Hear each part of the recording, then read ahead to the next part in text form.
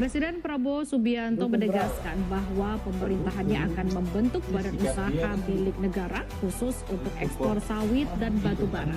Kebijakan ini bukan sekedar urusan ekspor, ini adalah perebutan kembali kontrol negara atas aliran devisa nasional. Nah, pemerintah menunjuk PT Danantara Sumber Daya Indonesia sebagai eksportir tunggal untuk komoditas strategis tersebut. Tujuan resminya jelas, menghentikan praktik under invoicing, transfer pricing, penghindaran pajak sampai pelarian devisa hasil ekspor ke luar negeri. Karena selama puluhan tahun Indonesia menjadi raksasa sumber daya alam, tetapi negara tidak mendapatkan manfaat optimal. Sawit Indonesia terbesar di dunia, batu bara Indonesia terbesar di dunia, namun rasio penerimaan negara terhadap PDB masih rendah dibanding negara-negara G20 lainnya. Ini yang disorot langsung oleh Prabowo. Artinya apa? Artinya negara merasa selama ini terlalu banyak kekayaan nasional bocor di jalur perdagangan global.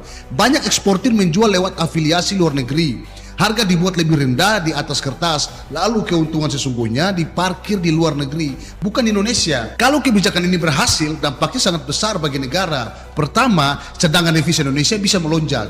Ketika seluruh transaksi ekspor wajib masuk sistem nasional dan devisa hasil ekspor harus parkir di perbankan domestik, maka likuiditas dolar di dalam negeri bisa meningkat, rupiah lebih stabil, dan ketergantungan pada utang luar negeri bisa ditekan. Yang kedua, penerimaan pajak dan royalti berpotensi naik drastis karena negara sekarang memiliki visibility penuh terhadap volume, harga, kontrak, sampai pembayaran ekspor. Dan Reuters pernah melaporkan Danantara akan mengevaluasi kontrak yang dianggap berada di bawah harga pasar dunia. Yang ketiga, Indonesia sedang mencoba naik kelas. Selama ini, Indonesia itu hanya menjadi penjual bahan mentah. Dengan penguasaan jalur ekspor, pemerintah punya leverage untuk mengendalikan hilirisasi, domestic market obligation, bahkan pengaturan harga strategis global seperti yang dilakukan negara-negara Teluk terhadap minyak. Nah, ini sebenarnya pendekatan ekonomi nasionalisme karena negara ingin menjadi pemain utama, bukan sekedar penonton di rumah sendiri. Tapi di balik optimisme itu,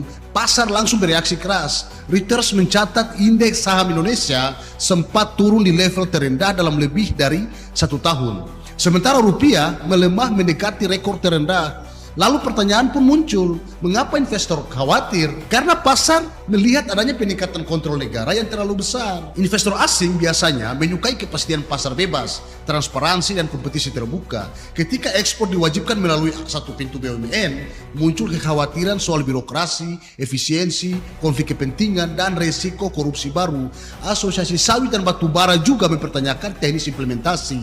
Mereka khawatir buyer global kehilangan fleksibilitas spesifikasi produk yang kontrak jangka panjangnya pun terganggu. Nah, disinilah tantangan terbesar Prabowo karena inti masalahnya bukan hanya